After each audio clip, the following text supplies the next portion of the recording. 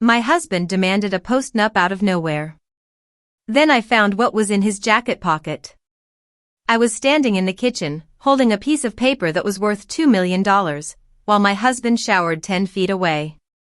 My hands weren't shaking because I was happy, they were shaking because I finally understood why he had been trying to legally destroy me for the last 3 days. The water pipes groaned in the walls, a high-pitched whine that matched the ringing in my ears. I looked at the document on the counter, the Post-Nuptial Agreement he had printed out at the library, and then I looked at the crumpled thermal receipt in my hand. The steam from the bathroom started to creep under the door, carrying the scent of his body wash, the same cedarwood stuff I bought him for Christmas when we were scraping pennies together to afford a tree. I stared at the numbers. They were black, blocky, and undeniable. I looked at the date. February 4th. Last Wednesday. I looked at the Post-Nup draft. Dated February 6th. He knew. He knew before he ever brought up the idea of protecting our finances. He knew before he sat me down with that fake, concerned look in his eyes and told me he was worried about the economy. He wasn't worried about us. He was worried about sharing. I felt the bile rise in my throat, hot and acidic. 10 years. We had been married for 10 years. We ate ramen noodles in a studio apartment for 3 of them. I worked double shifts at the diner while he finished his degree. I drove a car with no air conditioning for 4 summers so we could pay off his credit card debt. We were a team. Or at least, I thought we were a team. Evidently, to Mark, I was just a liability he needed to liquidate before he cashed out. The shower turned off. The sudden silence was deafening. I scrambled. I shoved the lottery ticket back into his leather jacket pocket, exactly where I found it, behind a wad of old gum wrappers. I smoothed the leather. I ran to the sink and turned on the tap, splashing cold water on my face to hide the flush of pure, unadulterated rage that was burning my skin. "Babe?" Mark called out from the bathroom. "Did you see my towel?" "It's on the hook," I yelled back. My voice sounded jagged, like I had swallowed glass. "Where it always is." I gripped the edge of the counter, my knuckles turning white. I had to play this cool. If he knew I knew, he would hide the ticket. He would run. He would find a way to disappear before I could file a single piece of paper. I had to be smarter than him. I had to be the wife he thought I was, the trusting, naive, supportive partner who would sign anything to make him happy. He walked out of the bathroom a minute later, a towel wrapped around his waist, steam billowing around him like he was stepping out of a sauna. He looked happy. That was the worst part. For the last year, he's been stressed, moody, snapping at me about the grocery bill. But today? Today he looked like a man who had just won the lottery. Because he had. "So," he said, rubbing his wet hair with a second towel. He leaned against the doorframe, trying to look casual, but his eyes were darting around the room, checking my face. "Did you read the draft? The lawyer said if we get it signed by Friday, he can file it before the weekend. Just to get it out of the way." "I read it," I said, turning to face him. I crossed my arms to stop them from trembling. "It seems intense, Mark. Complete separation of all future assets.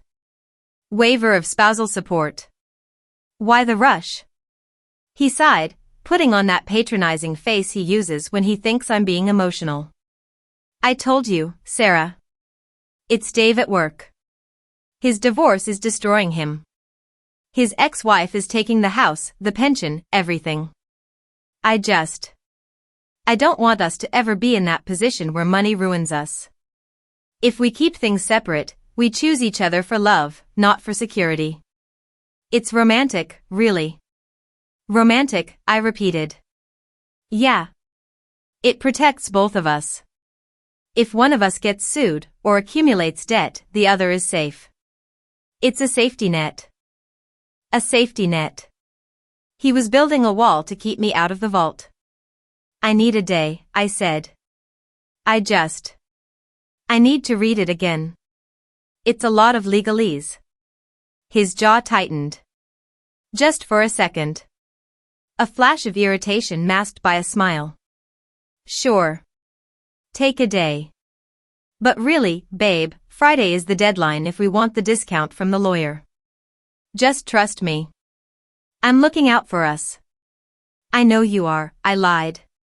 He walked past me to the bedroom to get dressed. As he passed, he brushed my arm. I flinched. I couldn't help it. His touch felt like a burn. He didn't notice. He was humming. He was humming Money by Pink Floyd. The audacity was almost impressive. I waited until he left for work. He kissed me on the forehead, grabbed his jacket, the jacket with the $2 million slip of paper in it, and walked out the door whistling. As soon as his car turned the corner, I collapsed onto the kitchen floor. I didn't cry. I screamed. A silent, guttural scream that shook my entire body. Then I stood up, grabbed my keys, and drove straight to the bank. But I wasn't going there to withdraw money. I was going there to get the proof that would hang him. I walked into the bank branch at 9:15 a.m. The air conditioning was blasting, a stark contrast to the sweat that was soaking through my shirt. I sat down at the glass desk of a personal banker, a nice woman named Linda who had helped us refinance our car loan 3 years ago. Hi Sarah, Linda smiled, adjusting her glasses. How's Mark? Everything okay? We're reviewing our budget, I said, my voice tight. I need a printout of the transaction history for the joint checking account. Specifically for last week. February 2nd through the 8th. Sure thing, Linda typed on her keyboard. The printer whirred to life. Here you go. I took the paper. My eyes scanned the lines. February 2nd, Kroger $145.22. February 3rd, Shell gas station $45. February 4th, 7-Eleven $20. There it was. February 4th, 7-Eleven. $20. Mark never spends $20 at 7-Eleven. He buys a coffee for $2 or gas. $20 is a round number. It's the price of a quick pick pack. And the column on the right confirmed it. Card ending in 4092. That was his debit card. The one linked to our joint checking account.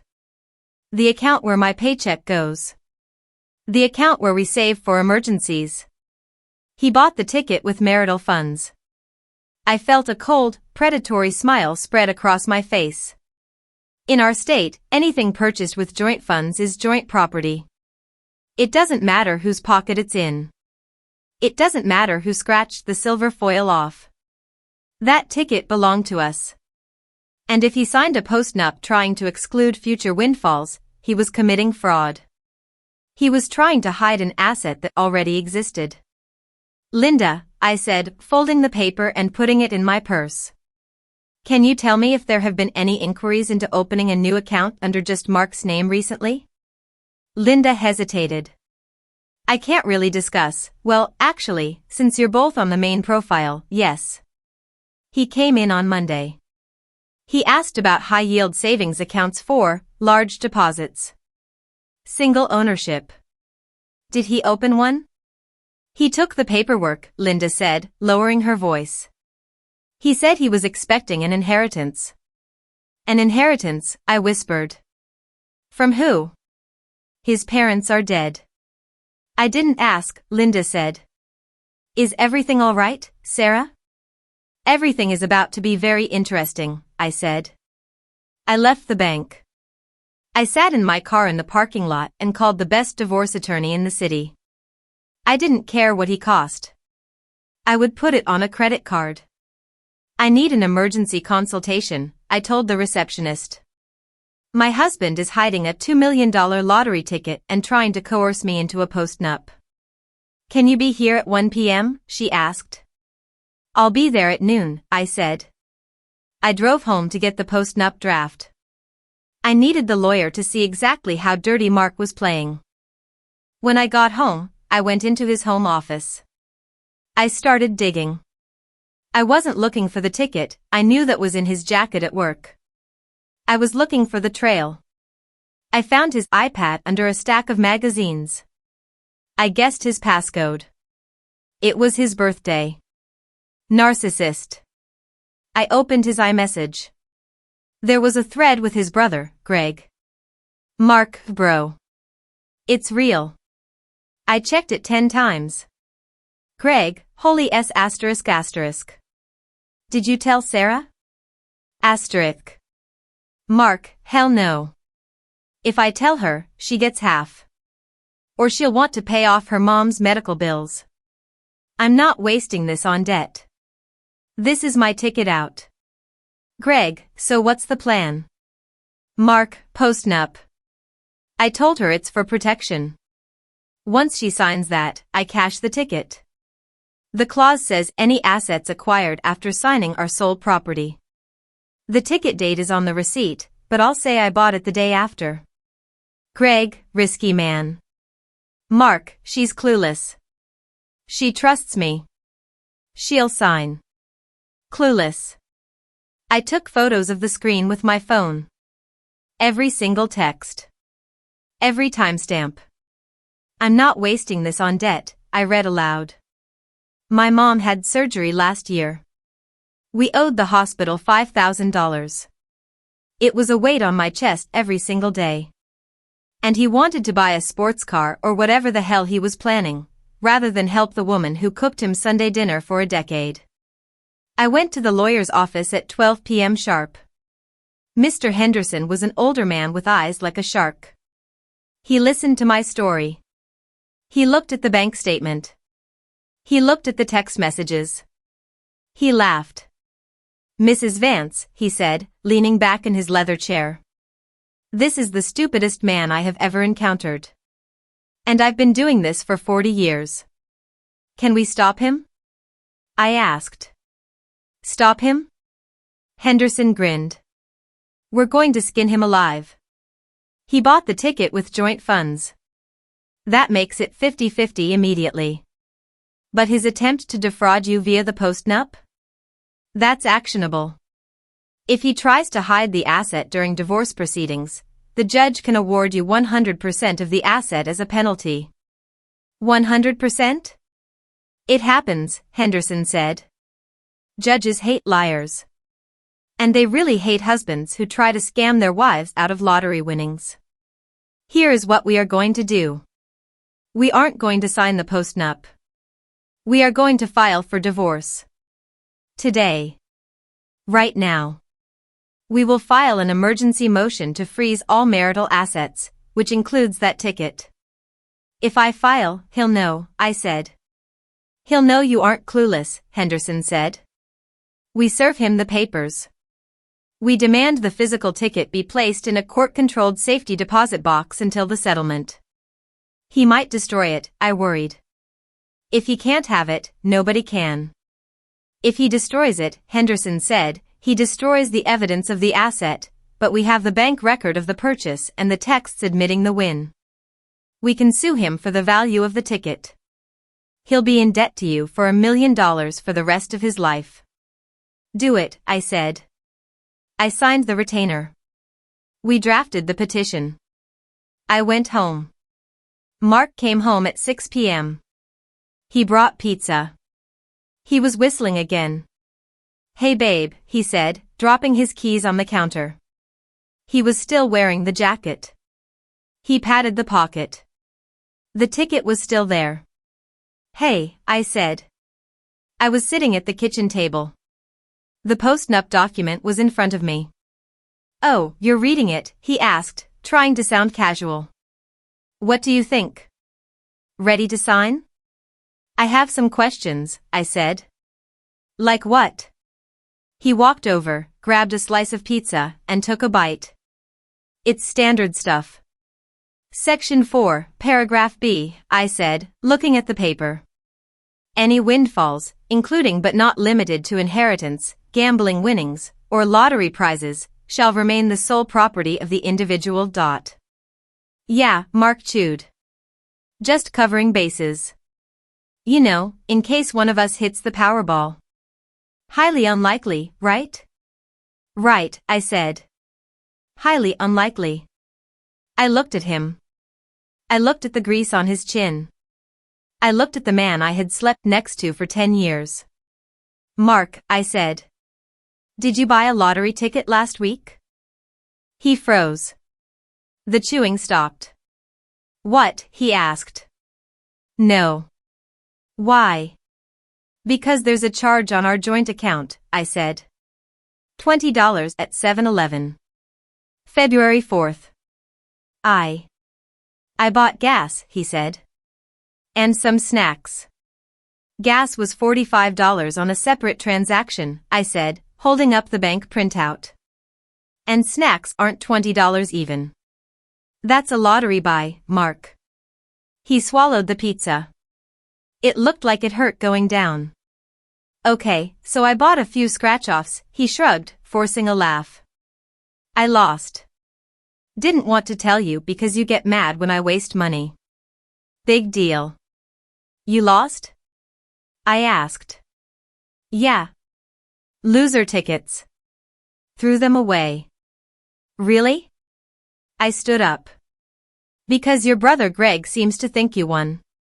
Mark's face went white. It wasn't a gradual pale, the blood just drained out of him instantly. You talked to Greg? No, I said. I read your texts. You went through my phone, he shouted, slamming the pizza slice down.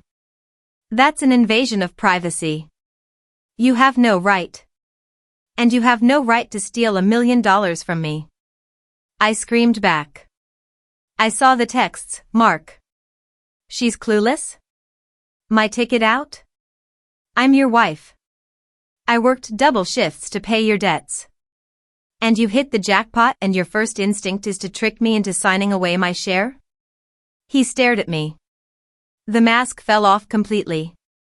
He didn't look like my husband anymore. He looked like a cornered rat. It's my ticket, he hissed. I bought it. I picked the numbers.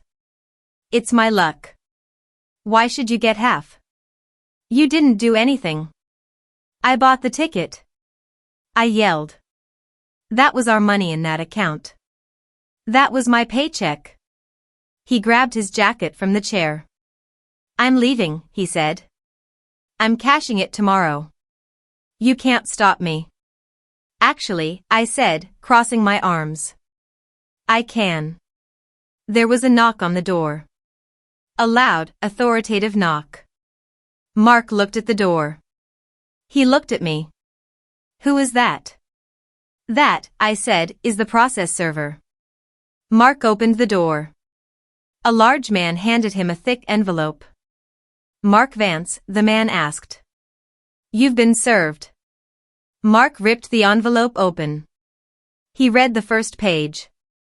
Petition for dissolution of marriage.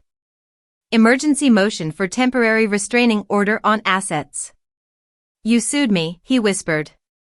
I filed for divorce, I corrected him. And that order? It means if you cash that ticket, you are in contempt of court. If you spend a dime of it, you go to jail. The Lottery Commission has already been notified to flag that ticket serial number. I sent them the photo of the receipt. You. He stammered.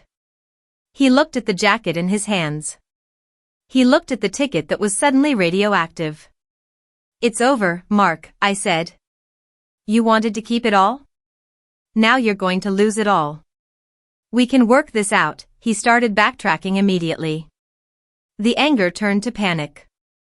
Sarah, baby, listen. I was scared. It's so much money. I wasn't thinking straight. I was going to surprise you. You texted your brother that you weren't going to waste it on my mom's medical bills, I said, my voice cold as ice. That's not a surprise. That's cruelty. I didn't mean it, he pleaded, reaching for my hand. I stepped back. Get out. Get out of my house. It's my house too. Not for long, I said. Read the motion. I'm requesting exclusive use of the marital residence pending the trial. He looked at the papers. He looked at me. He realized he had lost. He walked out into the night. He slept in his car. The legal battle lasted 6 months. He tried to hide the ticket. He tried to claim he lost it. But the judge wasn't having it. The judge saw the texts. The judge saw the bank statement. The ruling came down last week. Because he attempted to defraud the marital estate, the judge awarded me 60% of the winnings. Mark got 40%. But that wasn't the end of it. Because he used joint funds to buy the ticket, and because he tried to hide it, I was also awarded legal fees. All of them. He had to pay Mr. Henderson's bill out of his share. And the house? I kept the house. I bought him out with my share of the winnings. He walked away with about $400,000 after taxes and fees. Which is a lot of money. But it's not $2 million. And he has no wife. He has no home. His brother Greg stopped talking to him because Mark blamed him for the texts being found. I paid off my mom's medical bills yesterday. I wrote the check with a pen that cost $2. It felt better than any luxury car. I'm sitting in my kitchen now. The same kitchen where he tried to trick me.